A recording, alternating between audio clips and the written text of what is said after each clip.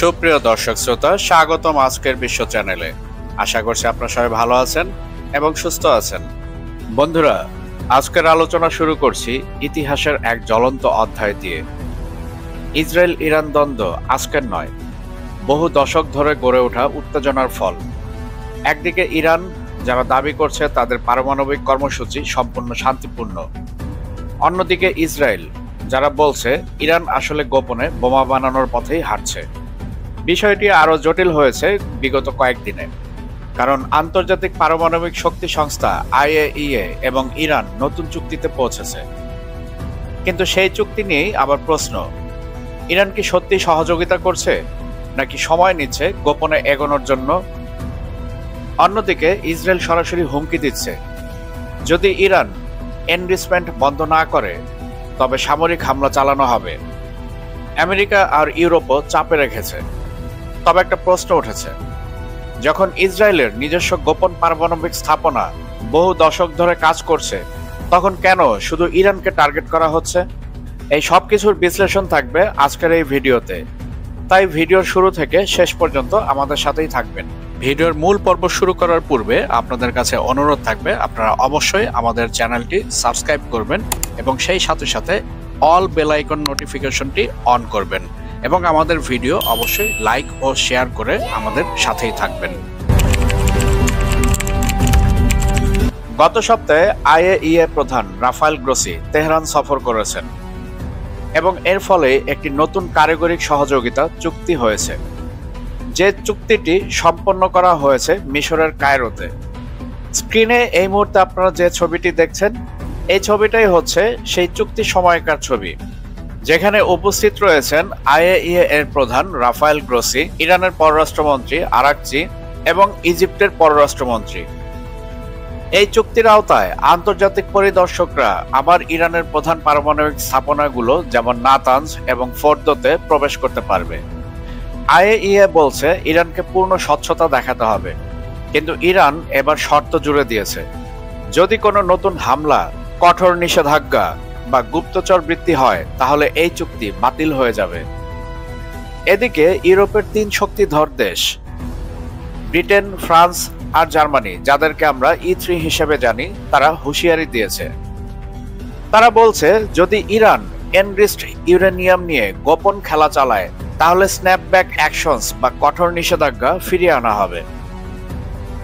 বর্তমানে IAEA এর report অনুযায়ী ইরান 60% পর্যন্ত ইউরেনিয়াম সমৃদ্ধ করছে, যেখানে বেসামরিক বিদ্যুৎ উৎপাদনের জন্য 3.67%ই যথেষ্ট। মেডিকেল গবেষণার জন্য সর্বোচ্চ 20% প্রয়োজন। কিন্তু 60% মানে হলো তারা একেবারে অস্ত্র তৈরির দিকেই এগোচ্ছে। রাফায়েল গ্রোসি স্পষ্ট করে বলেছেন, সময় খুবই কম, ইরানকে দ্রুত সিদ্ধান্ত নিতে হবে। তাহলে প্রশ্ন দাঁড়াচ্ছে, ইরান কি আসলেই শান্তিপূর্ণ কর্মসূচি চালাচ্ছে নাকি আস্তে আস্তে সেই লাল রেখা অতিক্রম করছে? ইরান সবসময় বলেছে তাদের পারমাণবিক কর্মসূচি সম্পূর্ণ শান্তিপূর্ণ। এমনকি সর্বোচ্চ নেতা আয়াতুল্লাহ আলী খামেনি একাধিকবার বলেছেন পারমাণবিক অস্ত্র তৈরি ইসলাম বিরোধী এবং শরীয়তে হারাম। তাহলে কেন সন্দেহ? কারণ দুইটি। 1 নম্বর, ইসরায়েল, আমেরিকা এবং পশ্চিমা বিশ্ব তারা গোপনে বিভিন্ন মারণাস্ত্র তৈরি করে, কিন্তু সেগুলো সবসময় প্রকাশ করে না, আর এটা তাদের অভ্যাসে পরিণত হয়েছে, যার কারণে তারা মনে করে বিশ্বের অন্যান্য দেশও হয়তোবা তাদের মতোই, অর্থাৎ সত্য গোপন করে। অপরদিকে IAEA একাধিক রিপোর্টে জানিয়েছে ইরান এমন কিছু গবেষণা চালিয়েছে যা বোমার জন্য প্রয়োজনীয় প্রযুক্তির সঙ্গে সরাসরি সম্পর্কিত, যেমন এক্সপ্লোসিভস ট্রিগার পরীক্ষা, হেভি ওয়াটার রিয়েক্টর উন্নয়ন ইত্যাদি। মার্কিন গোয়েন্দা সংস্থা CIA এর অনুমান, ইরানের হাতে পর্যাপ্ত এনরিচড ইউরেনিয়াম জমা থাকলে তারা মাত্র কয়েক মাসেই অস্ত্র তৈরির স্তরে পৌঁছাতে পারবে। অন্যদিকে ইরান বলছে এই এনরিচমেন্ট কেবলমাত্র প্রতিরক্ষামূলক কৌশল, কারণ 1980 থেকে 1988 সালে ইরান ইরাক যুদ্ধের সময় পশ্চিমা বিশ্ব ইরাককে সমর্থন করেছিল। তখন ইরান সম্পূর্ণ একা হয়ে পড়ে। তাহলে কি ইরান সত্যি বোমা বানাতে চায়? বিশেষজ্ঞরা বলছেন তারা হয়তো এখনো রাজনৈতিক সিদ্ধান্ত নেয়নি, কিন্তু প্রযুক্তি ও জ্ঞান দুই তাদের রয়েছে। আর এই কারণেই আমেরিকা ও ইসরায়েল অত্যন্ত আতঙ্কিত। ইসরায়েলের প্রধানমন্ত্রী একাধিকবার ঘোষণা দিয়েছেন, আমরা ইরানকে পারমাণবিক শক্তিধর হতে দেব না। যদি দরকার হয় একতরফা সামরিক হামলা চালানো হবে। ইতিহাস মনে করিয়ে দেয় 1981 সালে ইসরায়েল ইরাকের ওসিরাক রিঅ্যাক্টর ধ্বংস করেছিল। 2007 সালে সিরিয়ার একটি রিঅ্যাক্টরও ধ্বংস করে। তাদের বক্তব্য ইরানকেও একইভাবে টার্গেট করা হবে। আমেরিকার অবস্থান একটু ভিন্ন। তারা প্রকাশ্যে ইরানে হামলার পক্ষে নয়, কিন্তু পর্দার আড়ালে ইসরায়েলকে গোয়েন্দা তথ্য আর অস্ত্র দিচ্ছে। E3 দেশগুলোও চাইছে আলোচনার মাধ্যমে সমাধান হোক, কিন্তু চাপ যদি কাজ না করে তবে নিষেধাজ্ঞা আবারও করা হবে। বন্ধুগণ, একটা বিষয় জেনে রাখা ভালো, সাম্প্রতিক সময়ে রাশিয়া ইউক্রেন যুদ্ধকে কেন্দ্র করে ইউরোপিয়ান ইউনিয়ন অনেকটাই নাখোশ রয়েছে আমেরিকার উপর।